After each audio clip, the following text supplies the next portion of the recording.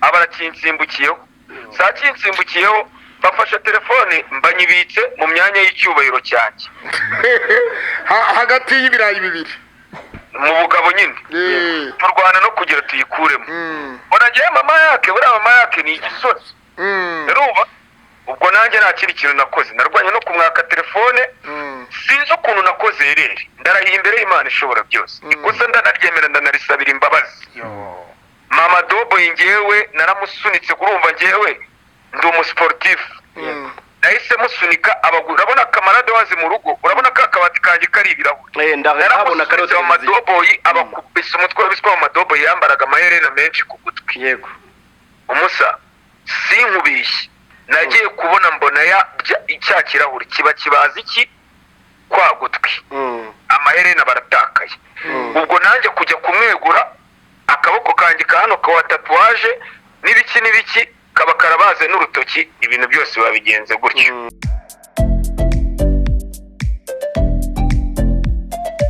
Yes, reka tubasuze kandi tubifurize ibihe byiza mwe mukurikiye Inguni Zose TV cyane cyane abamaze gukora subscribe yaba abari hano mu Rwanda ndetse no hanze y'u Rwanda. Ndabizi neza ko hari benshi bagenda badukurikira bari hanze y'igihugu cyacu ndetse kandi bakabimbwira.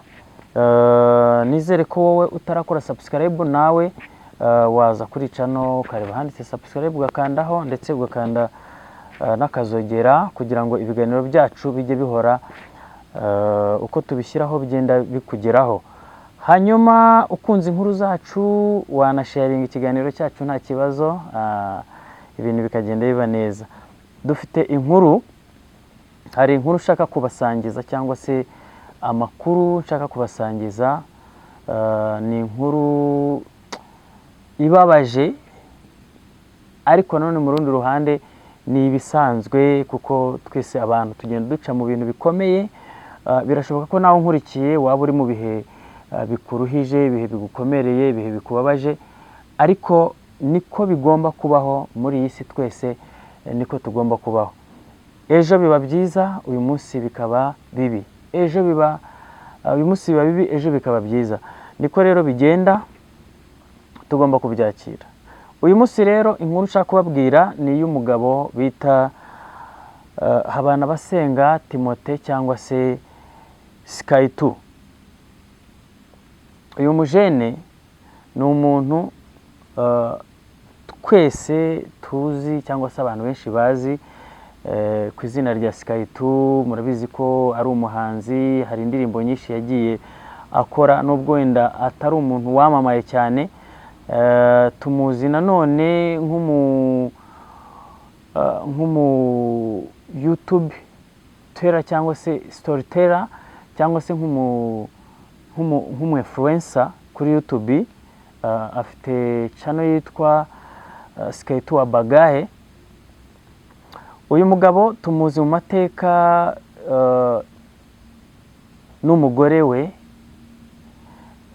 ngiringo amazina ye ntago nyazi neza ariko akunda kubita ngo ni Mama Doboy. Doboy no amwitirira umuhungu wawe cyangwa se umwana wabo w'imfura. Uyu mugabo rero akaba aka kanya tuvugana ari mu cyo bita amazi abira.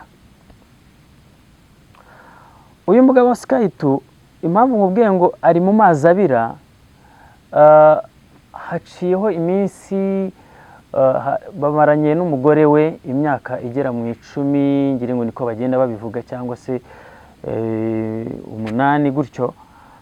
Sky 2 murabizi yagiye yikaraga ku mihanda, akunda guhurana ama interview n'aba Kamaro ndetse n'abandi ba star muzi bagendaga bakorana nawe. Ngira ngo nabazi Irene Murindahabi, ngira ngo bagiye bakorana ibiganiro byinshi bigiye bitandukanye. Uyu mugabo rero Sky 2 akaba uyu munsi ari mu mazi abira. Nkubwire ngo amaze iminsi arwanye n'umugore we ndetse ageraho bakomeretsanya. Ku ruhande rumwe bavuga ko umugore avuga ko yamuciye ugutwi ngo amurumye, akamuruma ugutwi.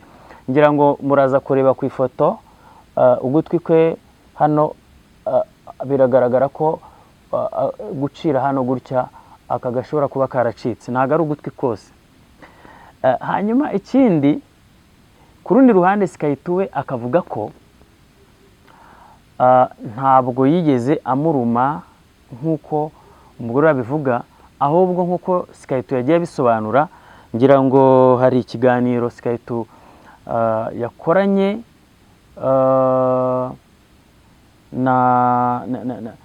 na Pastor Claude ku Ikaze TV Rwanda ndetse no bita Kamarade. Ngira ngo reka nze mbakinireho gatoya ku majwi Sikayituwe yaba yagize gute, yaba yatangaje.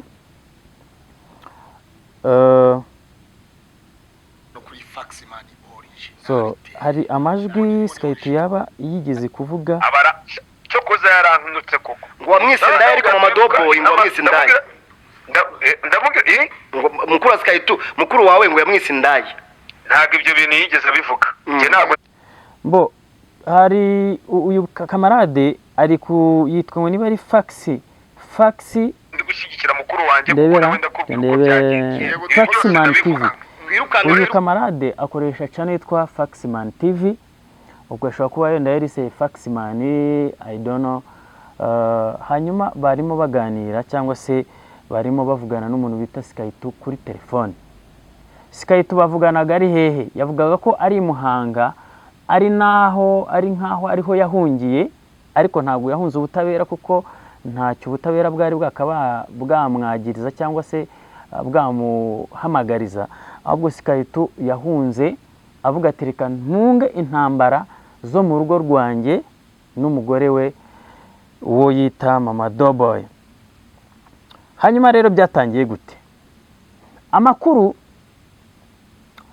avuga yuko ku itariki 4 nubwo Sikayituwe na Mama Doughboy bari basanzwe n'uburi bari mu makimbirane, ndetse Sikayituwe yagiye asobanura buryo ki umugore we bagiye bagirana amakimbirane nyuma yuko baje kubana.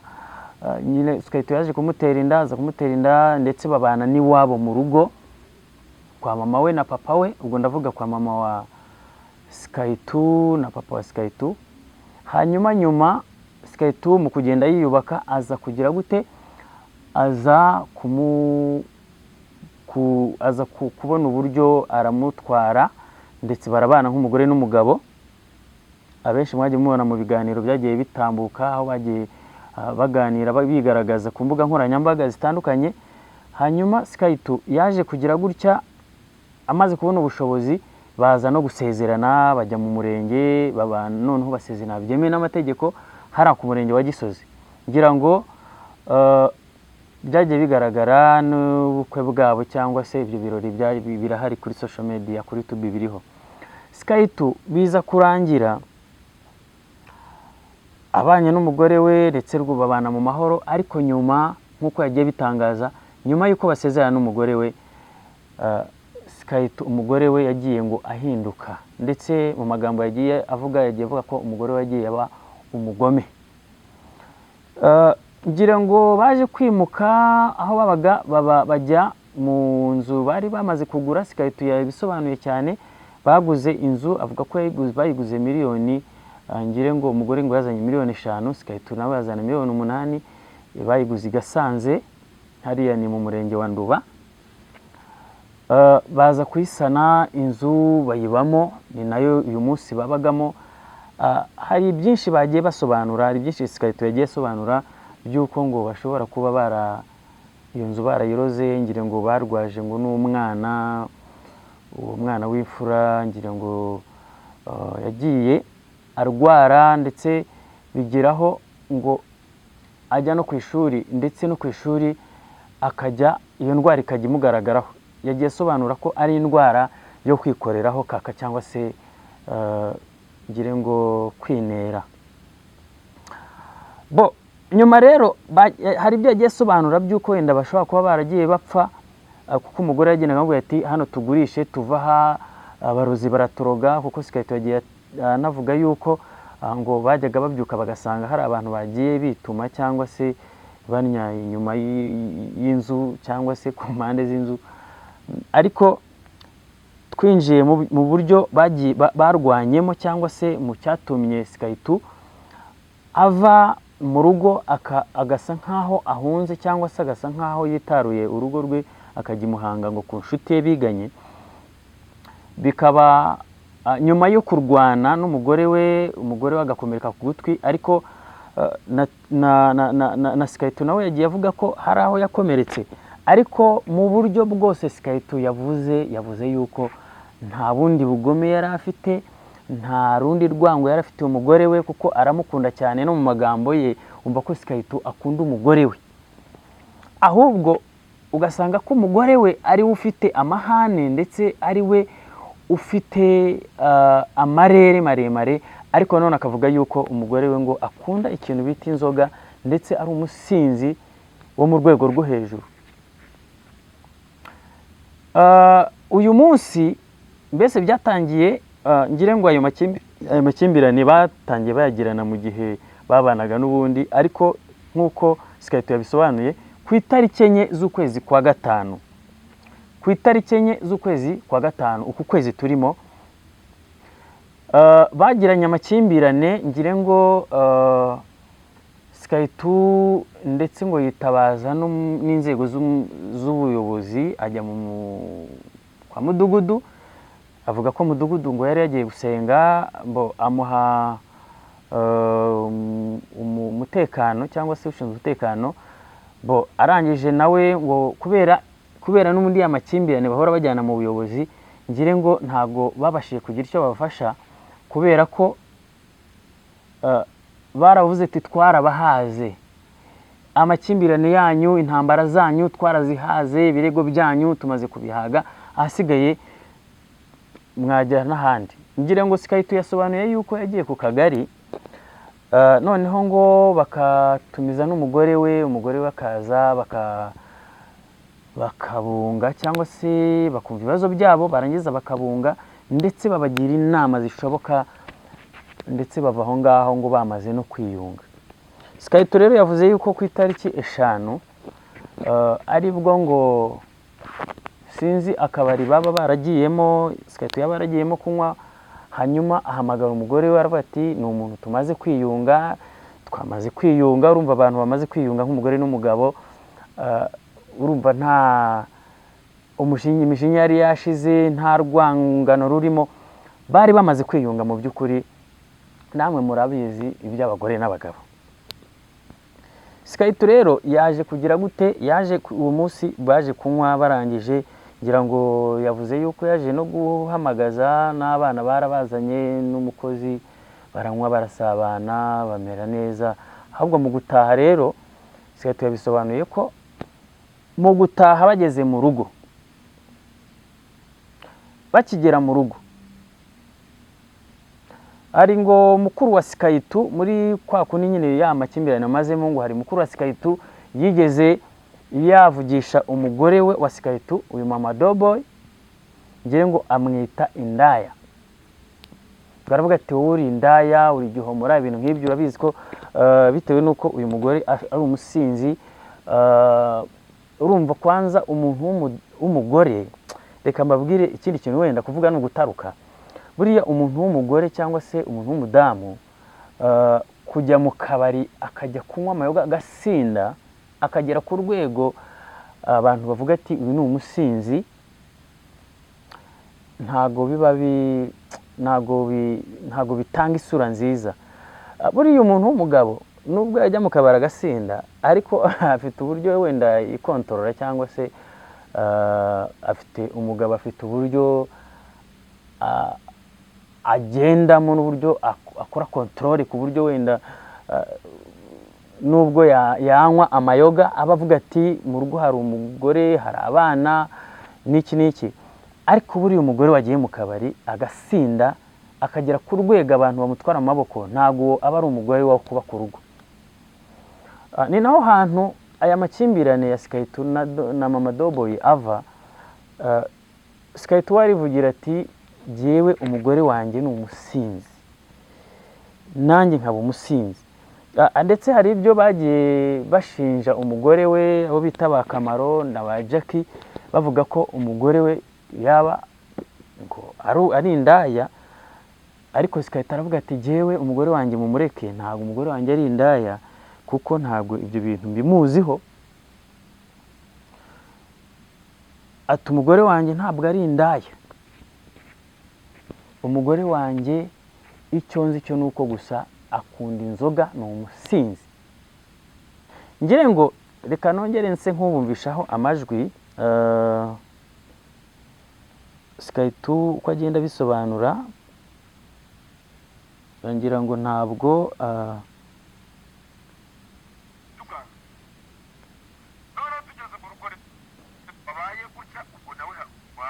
okay. Reka twumve ibyo avuga. Telefone ita muri kodinga boro y'iminota 4 n'amasegonda 48. Urumva ko boro y'iminota 5 n'ibitutsi byose byari birimo n'ibintu byose yavuze byose mba ndabifashe. Umudamu akibibona yahise ansimbukira umusa, sinkubeshye, yarago ndi kwirarira, yaransimbukiye bamfasha wakajwigana n'iryamye. Urabona mu rugo urabona bino bitebe binini, urumva ngiye mu rugo nahinduye intebe, nigure bya bitebe biba bimeze ukuntu binini by'ingagari nyine, ndabizi kimwe nigaritse nyine. Yego abarakinsimbukiyeho, saa kinsimbukiyeho bafashe telefone mbanyibitse mu myanya y'icyubahiro cyanjye hagati y'ibirayi bibiri mu bugabo nyine, turwana no kugira tuyikuremo. Onagiye mama yake, buriya mama yake ni igisozi. Urumva ubwo nanjye nta kindi kintu nakoze, narwanye no kumwaka telefone, sinzi ukuntu nakoze herere, ndarahiye imbere y'Imana ishobora byose, ikosa ndanaryemera ndanarisabira imbabazi. Mama Dobo ngewe naramusunitse, kurumva ngewe ndi umusportif, nahise musunika abagura. Urabona kamarade wazi mu rugo, urabona ka kabati kanjye kari ibirahuri, ndabona karose Mama Dobo abakubise umutwe w'ibiswa. Mama Dobo yambaraga amaherena menshi ku gutwi. Yego umusa sinkubishye, nagiye kubona mbona icya kirahuri kiba kibaza iki kwa gutwi, amaherena baratakaye. Ubwo nanjye kujya kumwegura, akaboko kanjye ka hano ka tatuwaje n'ibiki kaba karabaze n'urutoki, ibintu byose babigenze gutyo. we mu gusobanura avuga ko wamurumye ugutwi ukakuvana ugacira hasi, wamara gucira hasi nawe ugahita witema, reka nkubaze Kamara, si muri abantu bakuru na Pastor Claude? Yego Pastor Claude karame, ubiri ryinyo Skyto afite, nimba ujya ureba amenyo yanjye, ubu mfite amenyo y'intare ku buryo yaruma byonyine n'inyama zo mu nda, nkarya n'inyama z'umwijima, inyama zikomeye birangura. Iyo urebye ubona ko atari ukuri, ubona ko ari nk'ikintu cyakase ukuntu. Urumva mani, ni ikirahure cyamubaze cy'akabati. Nanjye mu kujya kumwegura, ikirahure kiba kirambaze, kuko nimba mwarabonye muri tatuwaje zanjye ni ibiboro byambaga. Yes, nkuko mubyumvishe, iki ni ikiganiro Skyto yakoranye na Pastor Claude ndetse na Kamarade. Skyto mu bigaragara ntabwo yigeze aruma umugore we nkuko abivuga, ngo yaramurumye ngo acira hasi ngo agira gute. So ntabwo ibi bintu bibaho. Icya kabiri, ntabwo Skyto nkuko abivuga, ntabwo yari bwibage, ntabwo wafata icyuma cyangwa se urwembe ngo ujye kwikata, ujye kwica imitsi, wibaga ureba uri muzima. Mu bigaragara nkuko Skyto abivuga, Skyto ikigaragara nkuko abisobanuye namwe mwabyumvishije, avuga yuko yafashe bitewe na ya magambo ngo mukuru wa Skyto yabwiye uyu Mama Doboy, akavuga ngo ni indaya n'iki ngo yaramushitinze, aravuga ko mukuru wawe yanyise indaya, ngo ibi nibi, amubwira nyine ya magambo y'abagore murayazi menshi, azana na bya bindi byashize n'ibyahise n'ibiki byose. So noneho atangiye gutuka Skyto aravuga ati giye nayo niryamiye mu ntebe, fata telefone ndavuga ntireka muri coding. Muri coding iminota 4 n'amasegonda.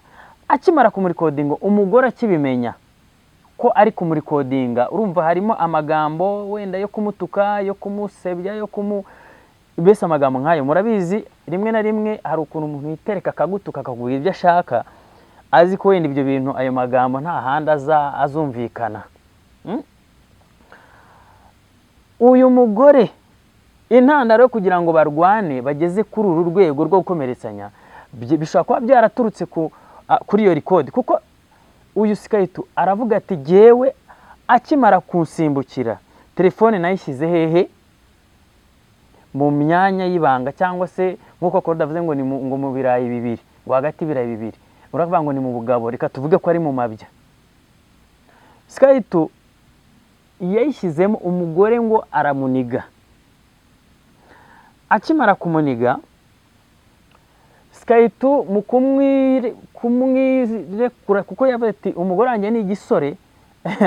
Murabizi abantu b'abagabo ari gihe ubusanga uri mutoya umugore akurusha abyibushye ari munini, akenshi murabizi abagore bari banini, ariko aravuga ati genda umusportifu. Jewe naramwiyatse ndamusunika mwikuraho, arangije aragenda agwa ku kabati yikubita ku kirahure, ikirahure kimukeba ugutwi bitewe nuko n'amaherena, ngira ngo Mama Doboy muramuzi, abamuzi afite amaherena menshi ku matwi. Ibyo rero byose bihita bigira gute, bihurizamo ugutwi kuragira gute, ikirahure gikeba ugutwi. Skaitu rero nkuko abisobanura muri rwa rukundo rwe, akibona amaraso ari kuva yagize umutima wo kumuhagurutsa aho yaraguye cyangwa se yari ikubise hasi. Nawe uko barwanaga urumva byanga byakunda, umugore wari ufite ayo mahane n'ubundi ntabwo yarekeye. Ubwo rero mu kujya kugundagurana gutyo, Skaitu nawe ikirahure avuga ko nawe cyamukebye, ikirahure cy'akabati. So muri ako kanya umugore we yahagurutse ngo ajye yirukanka agira ate, ajya kuvuza induru. Ajya kuvuza induru avuga ati baranyishe. Reka wenda twumveho gakeya numve ko urajya kumushinja, kandi nanjye ntago nese utuvuge ko ndi zombi yo gufata ikirahure nkagenda nkibagagura nkibaga. Ubu njyewe noneho njyewe ninjye utazi ko umubiri uryana, nafashe ikirahure nkibaga nshaka kwica imitsi. Ubu ni njyewe washatse guhita mpinduka nka noneho umva Skaitu birabaye ibyo bintu mwari muri gushabirana. Reka banza tukimara kumwegura nyibona ko ibyo bintu bibaye, narubwo ati Mama Dobo tujye kwivuza. Abavugisha induru, urabizi mu rwabo imiryango ibiri, yase aca mu gikara agenda avuza induru. Ndavuga agira izi induru sindi buzigume mu gihe umuntu umubwiye ngo tujye kwa muganga akabyanga. Genda fungura umuryango. Yavuga induru avuga ngo iki? Wewe wangaranyishe we, avuze ibintu induru gutyo nyine. Genda mfungura. Mu gufungura Mama Dobo yaraciye mu gikari, abarankurikiye duhagarara handi ruguru mu muhanda. Uraza ahantu hari akazu k'agakonoshi kaba ruguru. Aha. Mama Doboy urumva ko yiwe yahagurutse rukavuga ngo baranyishe, ariko umugabo we ari we Skaitu akamubwira ati wowe reka kuvuza induru, reka ibyo wigira, ngwino tujye kwa muganga twese twakomeretse. Urumva ruguru y'umuhanda ruguru inzu ndahagarara ndavuga Mama Dobo aretse kuvuza induru kazi tukajya kwa muganga. Mama Dobo ashaka ko n'ubundi ari muri quartier baramenyera ko Serena Mama Doboy anyirukankana. Mama Dobo naramwirukankanye njyewe hita manuka muri quartier boro hepfo. Urumva banimanukira haboro munsi. Werekeza za Nyabitare ha. Yewe mu kumuhubuka kwanjye nahise njya kuri RIB ya Nyarugenge. Mu kugera kuri RIB ya Nyarugenge njya gutangaho ikirego. Tutagiye muri byinshi, Skaitu avuga yuko we umugore amaze kumunanira yuko bajya kwa muganga. Skaitu yararebye abona ko ibintu bikomeye, arirukanka ajya hehe, kuri RIB ya Nyarugenge. RIB ya Nyarugenge avuga rero ni hehe, ni Rwezamenyo hariya uvuye kwa Mutwe kuri 40 uzamuka ya Rwezamenyo. Niho yagiye ngo avuga ajya gutanga ikirego avuga ko umugore barwanya ari umukomerekeje, ariko bapfuye ibintu by'ubusinzi ibintu nk'ibyo. So RIB imwohereza kujya gutanga ikirego Induba, ko batuye Gasanze ni murenge wa Nduba. RIB ya Nyarugenge cyangwa se RIB ya hariya Rwezamenyo yamubwiye ko agomba gutanga ikirego Induba. Skaitu rero ngo ibyo byaje kubaho, byaje kurangira Skaitu agiye hehe, yararebye aravuga ati ntago ndi busubire Induba, ahubwo ngo yagiye kureba Kamaro rero ngo ni parewe. So nta kindi cyabaye, nkuko abivuga byarangiye agiye kwa Kamaro ararayo.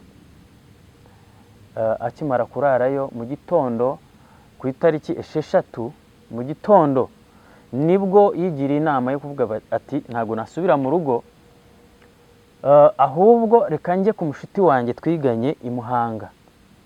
Ibyacu nakagaruka, Inguni Zose TV, Ngende Brown T, reka tubane kandi dukomeze tugende tubana. Wowe ukunda ibiganiro byacu, nkwibutse ko niba utarakanda subscribe uyikandeho, ukande like ndetse usharinga ibiganiro byacu. Niba hari inama cyangwa inyunganizi waduha ubyandika muri comment. Ibyacu nakagaruka. Ciao ciao, murakoze.